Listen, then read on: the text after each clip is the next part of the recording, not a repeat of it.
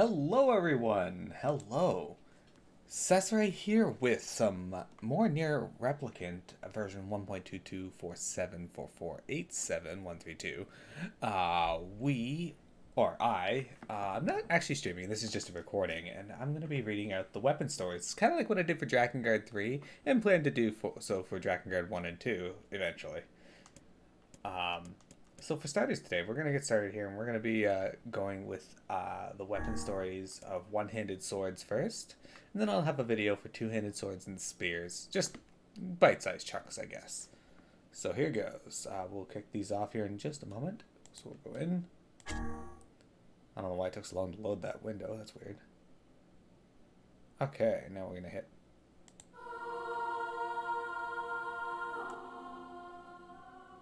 Turn the volume down on that a little. So, first up is the Nameless Blade. Smash, smash, smash. Sweat rolls down the faces of hard Scrabble men as they chip away at ironstone, their cheerful singing echoing through the mine. We are workers, workers in the mine, dirty from tip to toe.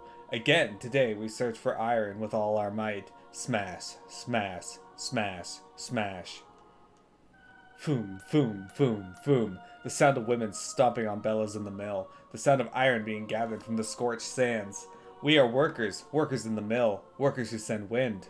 Today we stomp the bellows again with all our might. Foom, foom, foom, foom. Clang, clang, clang, clang. The sound of swordsmiths wielding hammers at their forges. The ringing of such transformative blows is stunning indeed. We are swordsmiths who bring blades to life. Lords of Steel. Clang, clang, clang, clang. Rip, rip, rip, rip. The sound of flesh being rent on the battlefield. The sound of killing enemies, killing someone, killing humans. Someone help me. It hurts. It hurts so much. Help me, mommy. Rip, rip, rip, rip. The Lily Leaf Sword. I love him with all my heart, as he does me. When we cross paths outdoors, he sends signals with his eyes that only I can understand. He treasures my gifts so much, he keeps them locked away in a safe. Oh, I couldn't ask for a better lover. I can't believe this. My best friend deceived the love of my life and stole him from me. The moment he was there, and the next he was all gone. All that remains are some of my gifts, which are scattered across this empty room. Everything else of value has been sold at the village marketplace. This will not stand. He hasn't abandoned me. He was just tricked by that woman. I know he still has feelings for me. He must! I'm far more beautiful than she is, and he knows it. Oh yes, he knows. But I must make him see the truth, and quickly. I have to get her away from him. I have to kill her. Kill! Hurry up and kill. Consumed by her madness, the woman slaughtered the young husband and wife, hacking them with such force that the blade of her sword warped. The woman then went into hiding, leaving only behind clumps of unrecognizable meat and a sword with a horribly bent blade. But no matter how many smiths attempted to repair the sword, it never again retained its original shape.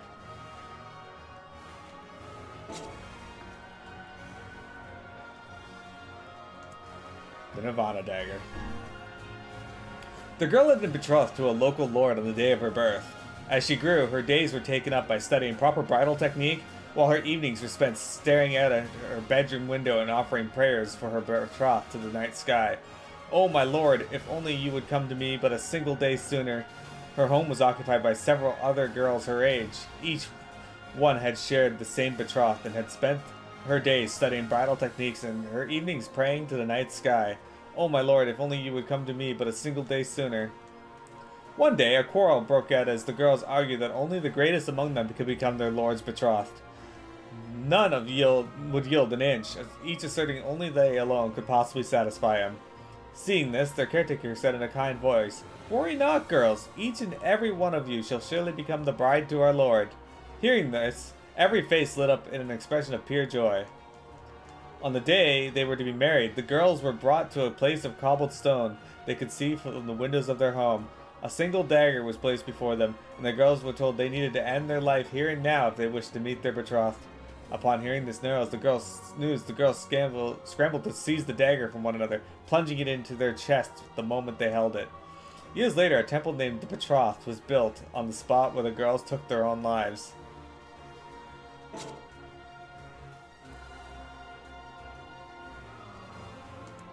Moonrise. This is a sick looking sword. There is a legend of long ago that speaks of a nation threatened by a great inferno. This nation, however, was saved from eternal hellfire by a sword with the power to freeze anything. Around this sword stood thousands upon thousands of human ice sculptures. A human on a journey to seek out weapons eventually discovered the sword. He wrapped it in several layers of cloth and took it with him, placing it in the bag he carried upon his back. But before the man realized what was happening, the cloth, the sword, and his own body ended up frozen solid. A traveling shrine maiden eventually discovered the sword. She offered a prayer to her god and gripped the hilt, but cold instantly shot through her fingers and into her body, freezing her solid. In her final moments, the shrine maiden unleashed words of great blasphemy to the god who had failed her. An enslaved woman in a mine eventually discovered the sword. Desiring an easy death over the continuation of her daily suffering, she grasped the weapon firmly, and while the woman did not freeze, she was also unable to pierce her own flesh. Soon, moonlight shone upon the blade of the weapon, reflecting the sight of the woman being beaten and dragged away by her master.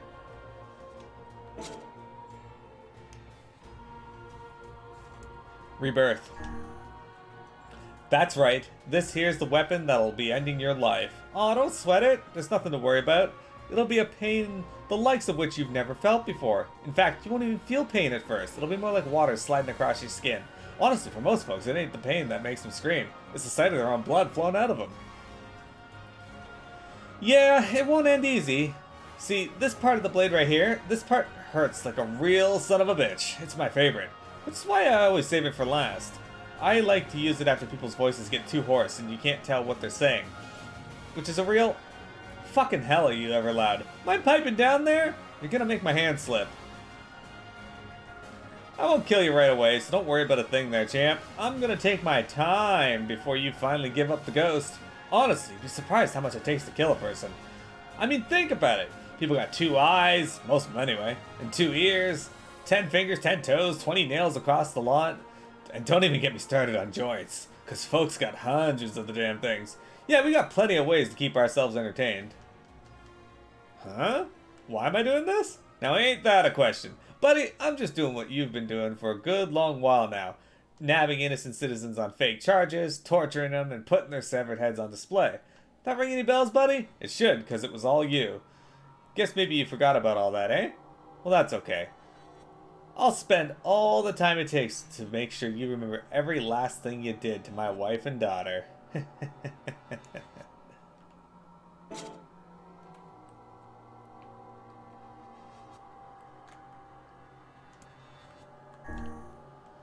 An elderly the Earthworm's Claw. An elderly scholar sits in the dim reference room of a moldy museum. Before him lies a single box which has been sealed away. It is an article the museum's previous curator made abundantly clear should never be opened. It is said the box contains a fossil that drinks the blood of humans.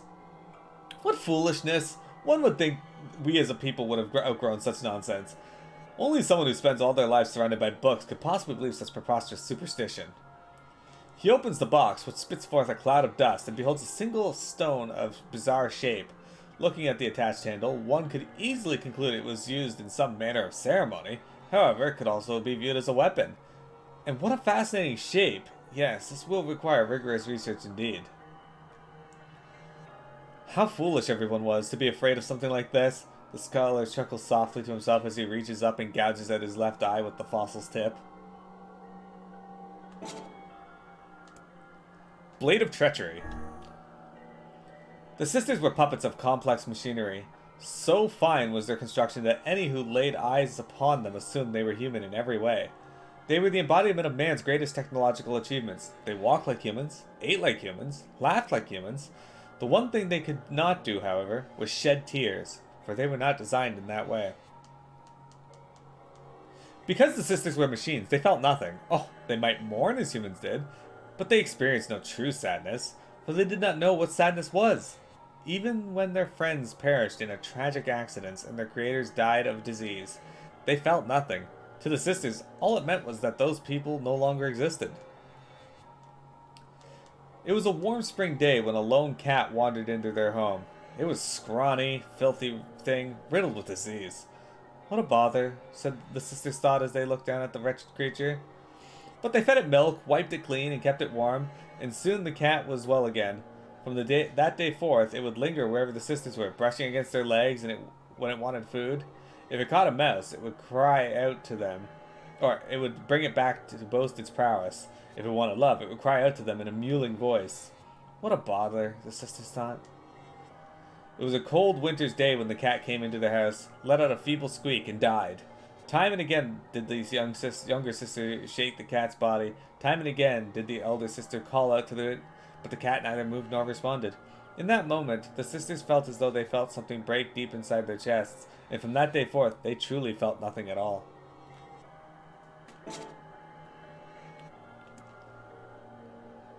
The Beastbane. Long, long ago, in a faraway kingdom, there lived 3 brothers. The middle brother was a famed general who commanded a vast army. People everywhere were terrified of his troops, for they were the most violent indeed. This general loved to make war. He enjoyed nothing more than watching cities burn and corpses pile up, and he fought not to subjugate, but simply to destroy all that he could.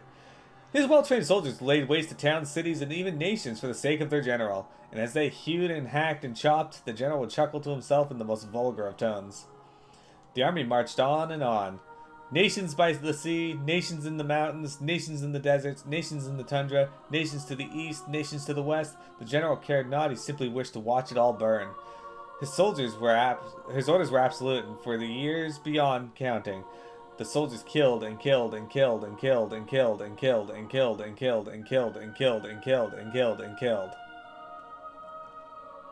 After some time, the army arrived at a certain nation. They killed its soldiers, they killed its townspeople, they killed its princesses and princes and dukes and bakers and lawyers and accountants and beggars and thieves. Eventually, a shabby general came pleading for his life with tears in his eyes, but they killed him as well. However, the soldiers thought he seemed familiar and tried to recall how they might have known him. In that moment, however, the general's daughter appeared, and they became so engrossed in ending her life, they never thought about the matter again.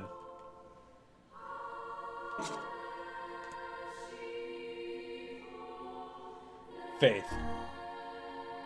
There was once a famous poet in a land to the far, far east. Now in his twilight years, his ability had withered such that he could no longer craft a single stanza or verse. The poor poet spent every moment racked with sorrow for what he had been lost, but one day, a monk appeared by his side, gently placed a blade in his hand, and imparted the following words. Kill one by this blade for one poem, and 2 for 2 in a kind, the likes of which will be more splendid than any this world has ever heard. Clinging to the monk's word, the man waited for the cover of darkness and cut down a man he encountered by the roadside. The following day, he wrote a most beautiful poem, instantly reclaiming the fame and prosperity he had lost. The poet went on to kill 2 in succession. He killed one and wrote a poem, then killed again and wrote another, rising to almost dazzling levels of wealth and renown. But soon he became obsessed with knowing how splendid a poem he might write if he were to kill someone precious to him. He killed his wife and wrote a poem. He killed his children and wrote a poem for each. He moved through his estate, killing everyone there, writing and writing and writing and writing. Eventually, he killed so many passers-by that the poems could not keep up. He would kill and write, then kill and kill and kill and kill, until in the end he took his own life, no longer crafting poems at all. All that remained was a blade wet with blood.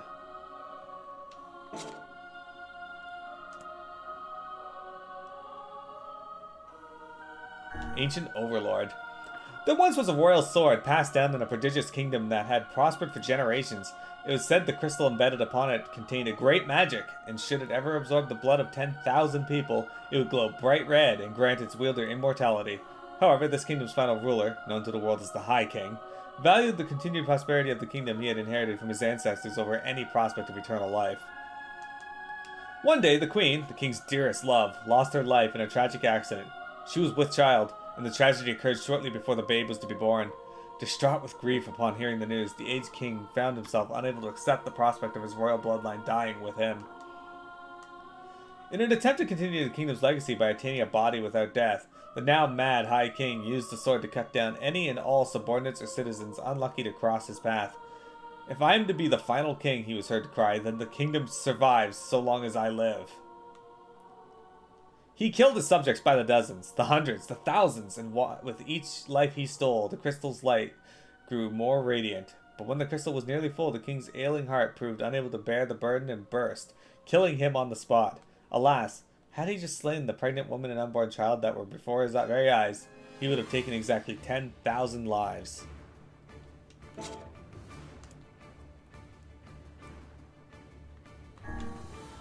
There once was a woman who promised her hand to a man who was departing for the front. Devout by nature, she spent mornings, afternoons, and evenings in prayer for the safety of her beloved. Perhaps in response to her earnest pleas, one night a bird enveloped in light appeared to her in a dream and began to speak. "The man you love will surely return safely," said the bird in a beautiful voice. Though these words brought great comfort to the woman, she began weeping tears of joy. "However," continued the bird, "his heart will surely not." Soon the man returned as the bird had foretold, his body covered in scars beyond counting. But as the bird had also foretold, he returned with an unfamiliar woman of extraordinary beauty at his side. Despite this, the pious woman could not contain her love for the man, and ran out to meet him as he approached. Surprised, the man embraced her, then collapsed to the ground. The pious woman stood over him, a bloody dagger in one hand, and the ripe crimson fruit of his heart in the other. "His heart will stray no longer," she whispered. Amidst the gathering pool of blood, her face awash with pure ecstasy, she placed a tender kiss on her beloved's heart and offered a prayer of gratitude.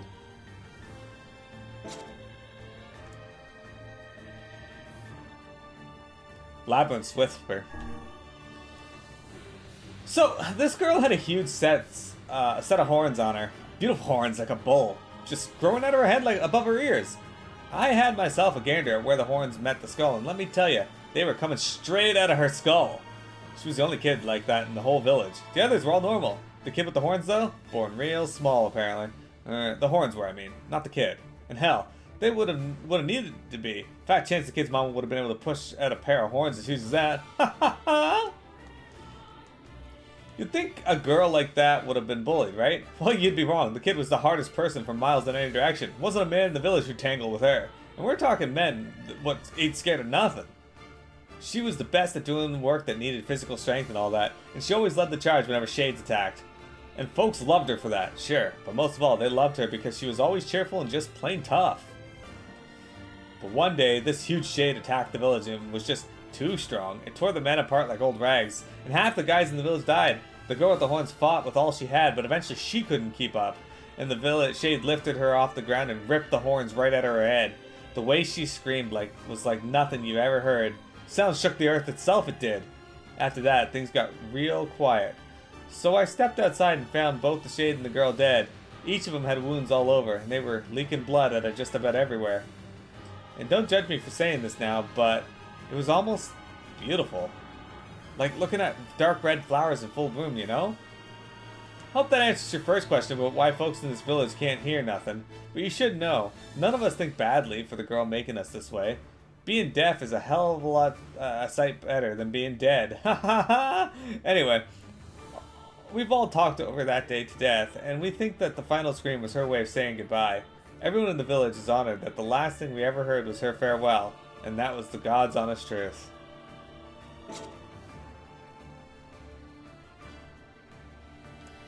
Fool's Embrace. This is one of my favorite ones. I was saved from the despair that shackled me. I was freed from the fate that cursed me. I was pacified from the indignation that plagued me. I was changed by the day I met you.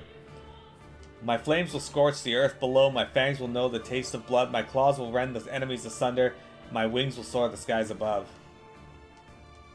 If your eyes are to be robbed of their light, if your skin is to be stained with blood, if your sword is too heavy a burden, if your lips can no longer produce speech, even if this body is snuffed out, even if these words are stolen, until our contract is complete, until the moment this warmth is lost.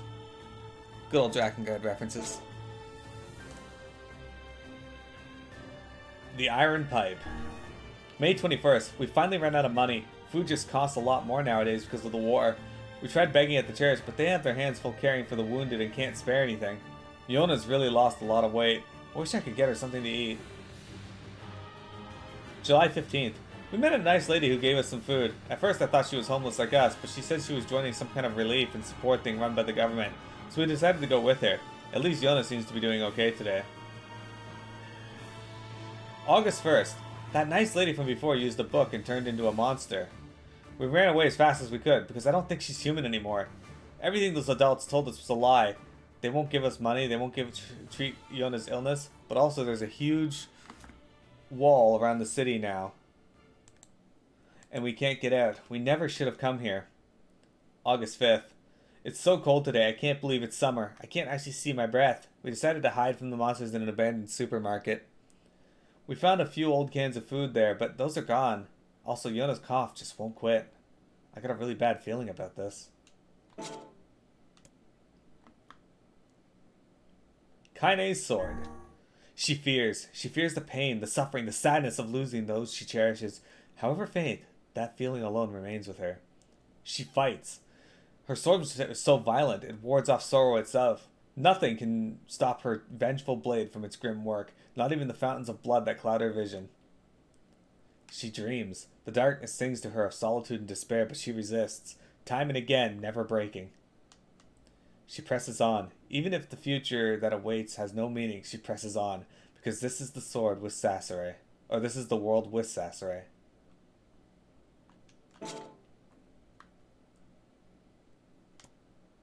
Virtuous Contract. Pod, relay the following to command. Mission complete. Destruction of target verified. I will return to the bunker after recovering the remains. Over.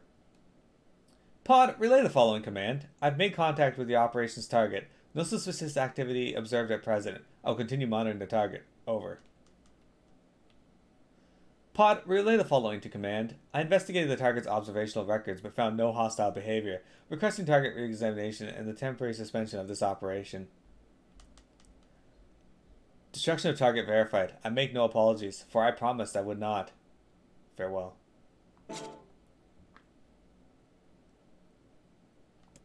Cruel Oath. I'm starting your boot sequence. As you lay resting before me, I call out to you. I want to let you sleep a little longer, but I've got my orders. Let's start by getting the brightness set. I was the first thing you saw after you woke up. I hope my hair looks alright. Let's check your voice recognition settings. Can you hear me? Mine was the first voice you heard after you woke up. I have to try and keep my voice nice and deep. I don't want to sound too excited. Okay, settings should be good to go. Good morning. And so we peacefully boot you up to face yet another day. Another day of killing our machine enemies. And that's it for our sword stories, you guys. I hope you enjoyed. I'll be back with more of these with the two-handed weapons and spears. Thanks for viewing. Bye, everyone.